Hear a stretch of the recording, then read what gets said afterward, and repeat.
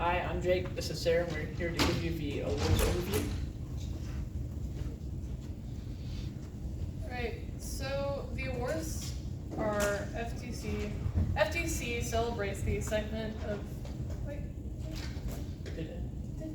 Do your little arrow down? It sometimes takes a minute. Yeah, so you might want to pause and just confirm.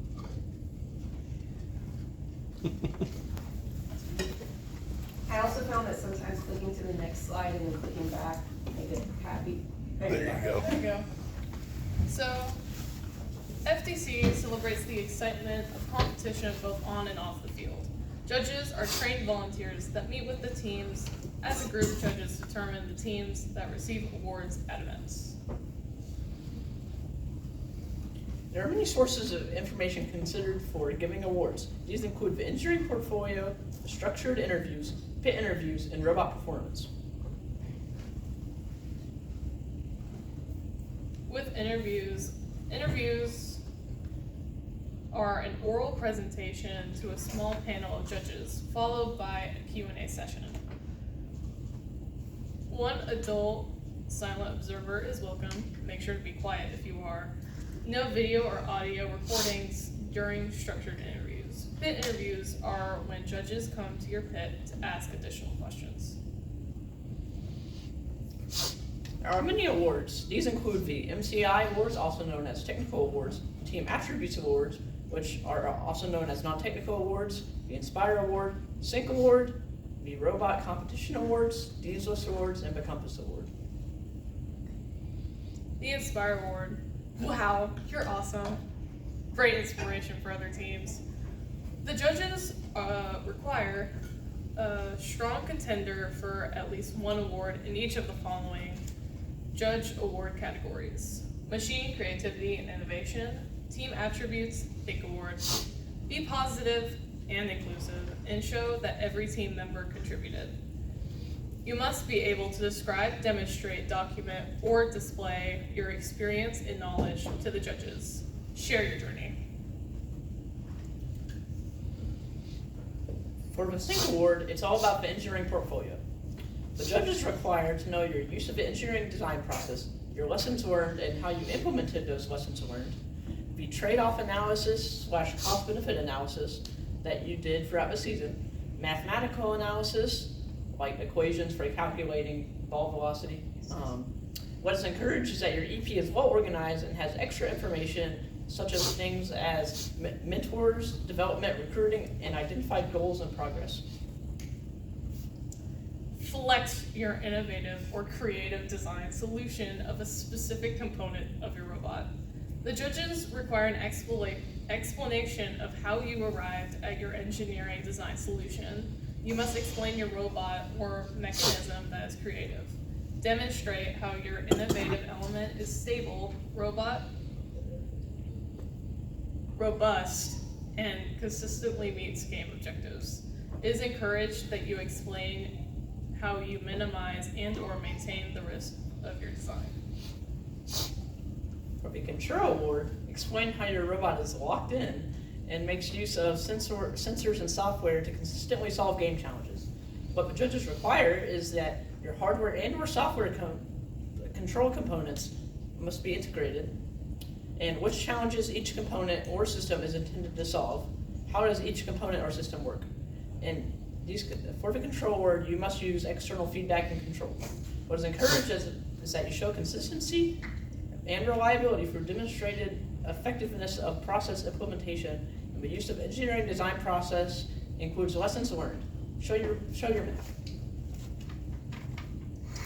Explain why your robot is Riz and can accomplish this season's challenge.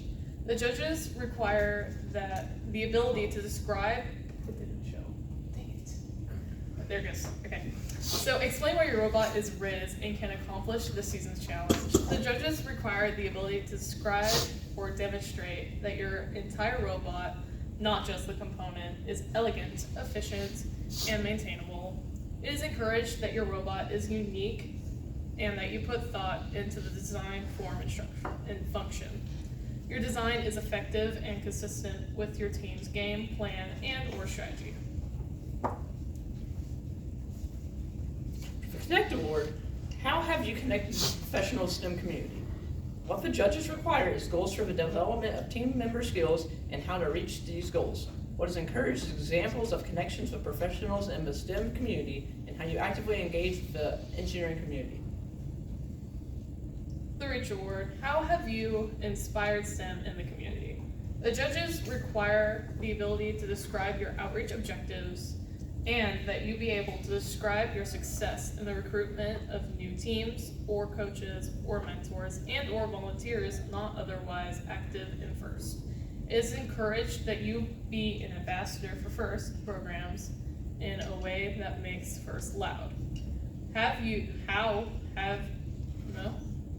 a creative and evolving approach to outreach materials and market your team and FIRST. The Sustain Award. How do you run your team, your business plan? What judges require is finances and financial sustainability plans. These can include, spreadsheets to explain how you do budgeting control, season project planning, so like Gantt charts to organize your team's tasks, team sustainability plans, so how do you recruit and onboard, and how you track your progress. What is encouraged is clear team roles for all your members, process for developing leadership, and how you manage your team's constraints and or risks. The Robot Game Alliance Awards is the Winning Alliance Awards, winning alliance represented in the final match of the playoffs. The Finalist Alliance Award is given to the Finalist Alliance represented in the final match of the playoffs. Individual awards include the Dean's List and the Compass Award. The Dean's List Award recognizes outstanding students' leadership and dedication. The Compass Award recognizes an adult coach or mentor submitted in a video format. There are many different resources and tips that we can give you for judging preparation. These include the FTC Competition Manual, which goes into greater detail on each of these awards. You can also see the Judge and Judge Advisor manuals to gain more insight into the complete judging process. Know your material. Documentation really helps. Practice your presentation with people like your mentors, field experts, and in the mirror. Prepare for possible questions that the judges could ask. You can use the Judging Questions Bank. Thank you for listening to our presentation. What questions would you like to ask?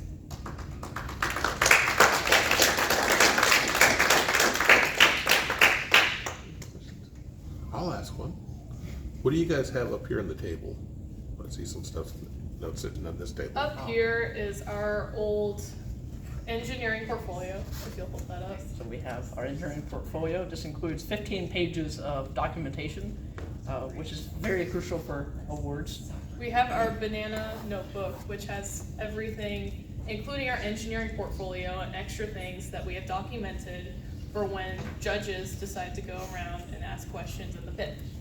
This includes greater detail into software and our onboarding process. It also provides guides for our new members to get set up on programs such as Onshape and GitHub. You don't have trouble. So these are available if anybody would like to see some examples for how Bananas organized it at least. So. Yes. I have a question. So, let's pretend for a second that none of the points matter and that the ranking also doesn't matter. What's your favorite award?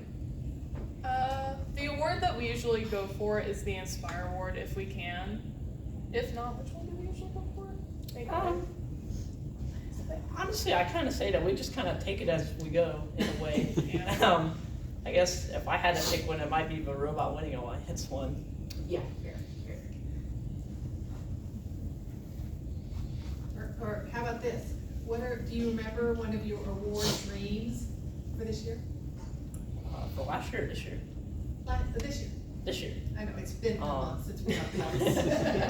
I guess one of our goals is to win and Inspire at a qualifying event. And Yes. Can you talk a little bit more about what a qualifying event is? so every year there are these, cups or qualifying events where where you will go and based off the amount of advancement points you get, you can go to state. And so I guess these are those are kind of like the preliminary competitions before state, so that sort of like qualifying for it. There are 4 of them this year. Thank you. So to qualify for state, do I have to win an award at a qualifying competition? I'm pretty sure there's a new advancement system, and I think it's based off of the top points. Is that right? Yes, so Okay. this year, Inspired does not automatically advance.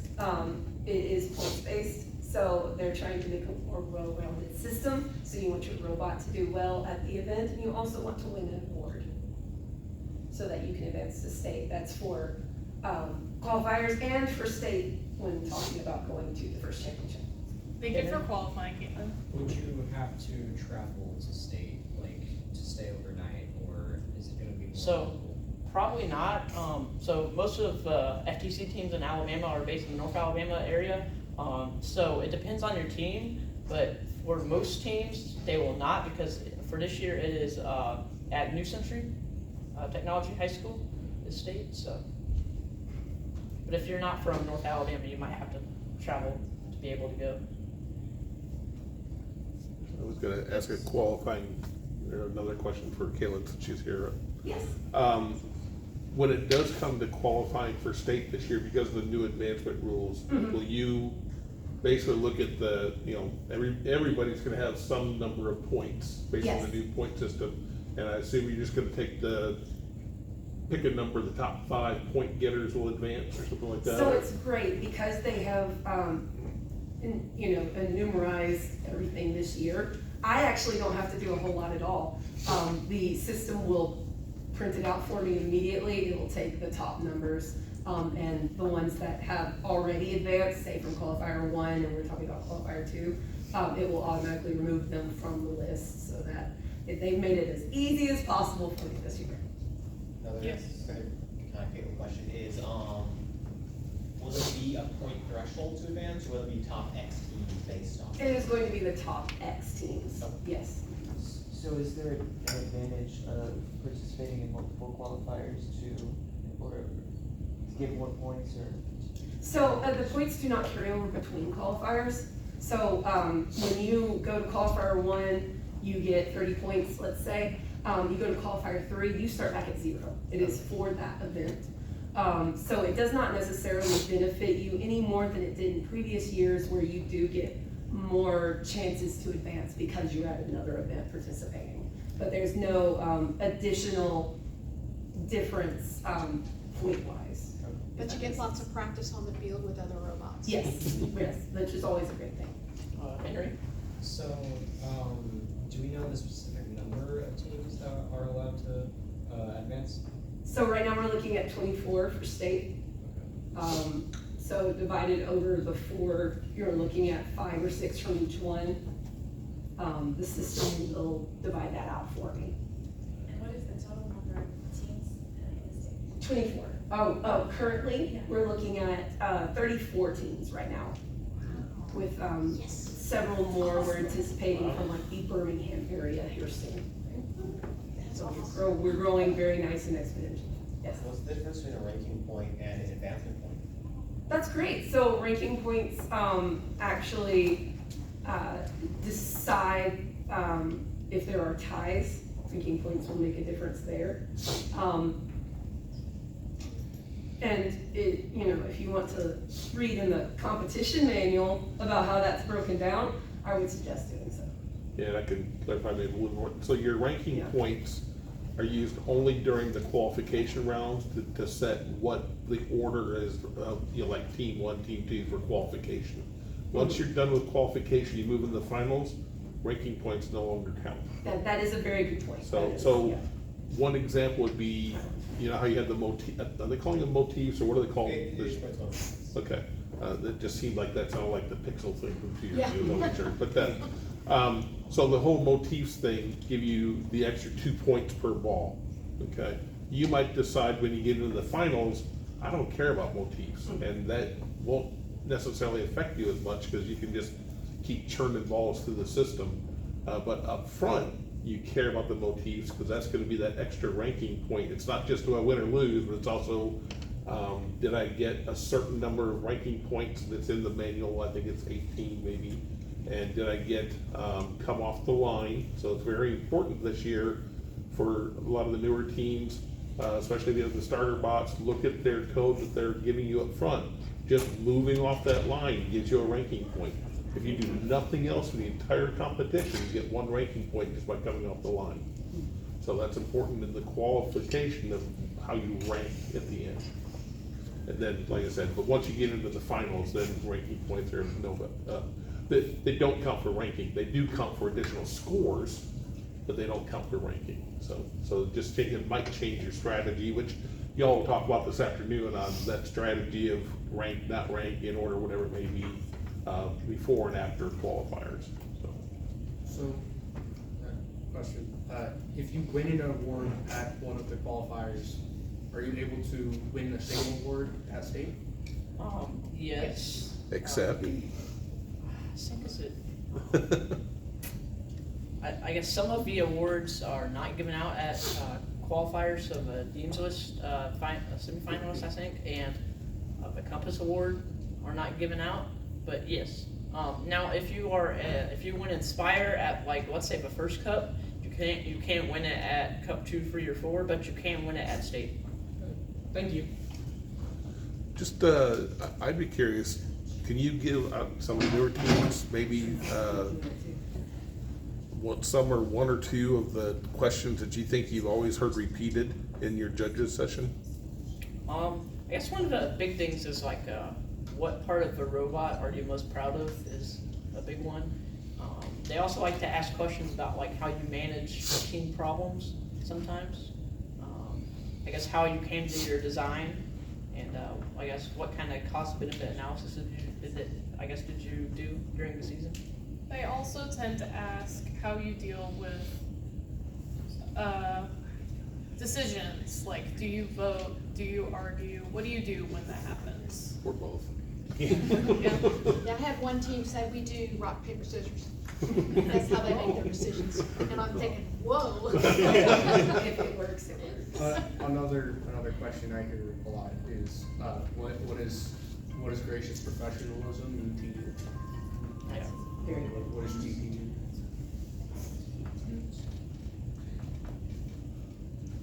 Yes. What about the Judges Award this year?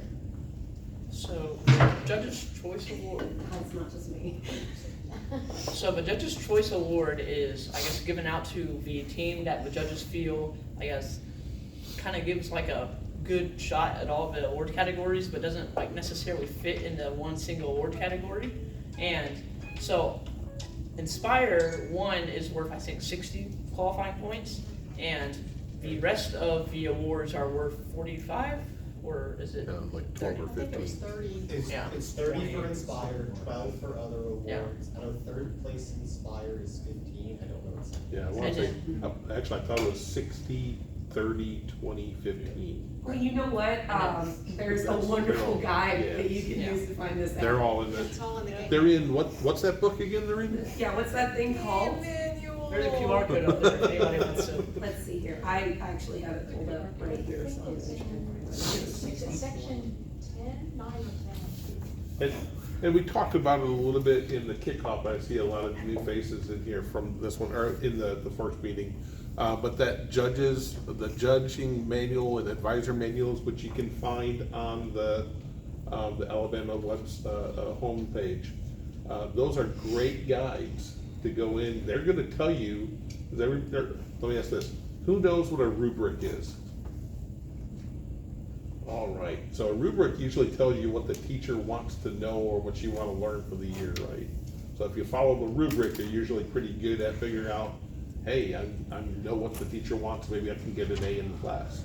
Well, guess what? The judge's rubric is public knowledge. You can go out there and see exactly what they're going to be judging you on. And so you can know exactly how you want to set up your presentation, how you want to set up your EP.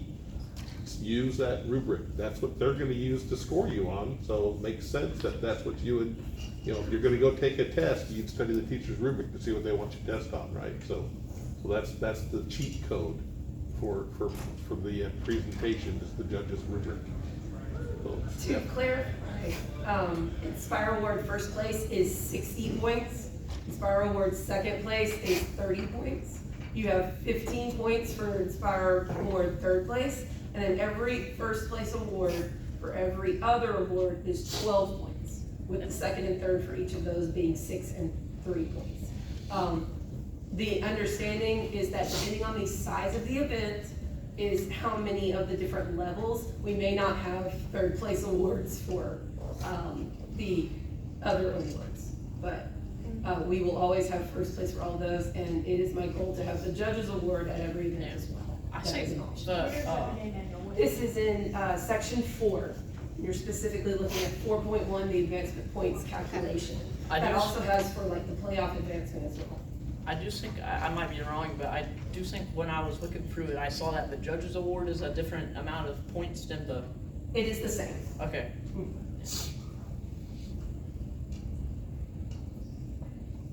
Any other questions? Don't be shy. Well, I know someone didn't ask it, but I can do a deeper dive into the judging presentation process. So you speak for 5 minutes on a presentation that you've either written down or come up with on the spot if you're brave, I guess. But it is timed and you will have 5 minutes, and they will politely ask you to stop speaking if you go past that. The judging process lasts for 15 minutes total, and they will ask you any questions that they politely desire for 10 minutes. 5, 10, or more, yeah. Was it 5 or 10 last year for the question period? It was 5. It was, I thought it was I 5, thought it was 5, and then 5 5. minutes for the Yeah. judges to. so, Yeah, the judges, I guess it's 15 minutes every, so 5 to talk, 5 for questions, and then 5 for the judges to talk after you leave. Yeah, so they schedule them every That's what 15 Yeah, minutes. Yeah, yeah. they schedule them. Sometimes the panels would like lean into that extra 5 minutes to give you guys more time to speak. So it- Alright. Well, with our practice presentations, we would practice the scripts that we had made a week or 3 days before. And our mentors would have a sheet of the public judges rubric, and they would ask questions on it to see how well we know our knowledge. And they would give us proper feedback that they knew how to give. Yes. So I'm assuming you as the students are the ones that write the presentations, not the. Yes, we Yeah. are. Yeah. The judges will look over our presentations and give us feedback on how we speak and how fast we go themselves, and give us a time limit for how long our section of the presentation can last. They do get challenged about their presentation though. So Yeah. there's usually updates. That's what mentors are for. Speaking of what mentors are for, the adult silent observer, I highly suggest you ask that adult that comes with you to take notes about what you said, what you were asked, and things like that that they noticed while they were in there. They can't speak up and give you advice, but they can take that advice for your next qualifier and state. Yeah, we used to be able to video, it's a bummer we don't get to anymore, but. Yeah. Well, and then the one thing I can tell you, if your team gets spooked, if we have an adult mentor in there, then don't send one in there. Yeah. So, Yeah, my example is, and I would suggest this to any mentor that goes in, I'm very bad about trying to like just, I won't say anything, but my mouth wants to like give them. So when if and when I go in, I always sit behind the presenters, and that way they can't see me. So if I'm making that, they can't see me trying to go for that word for them kind of thing. So I always recommend if you go into mentor, hide behind them so they don't see you. Yeah, I've turned all the way around before as well, so feel you. Along the lines of that, what one of our mentors have told us, if you get dizzy or you feel ill, you can just sit down. They're trained for that. They know how to deal with it. Yeah, I do want to say our judges are there for you. If you, like she said, if you start to feel ill, you are not going to be penalized for it. We understand, we have all been there. Yes, we You're speak from okay. experience from the bananas. can you guys go back to the Think Award? It's something. You have to go back forward. Okay.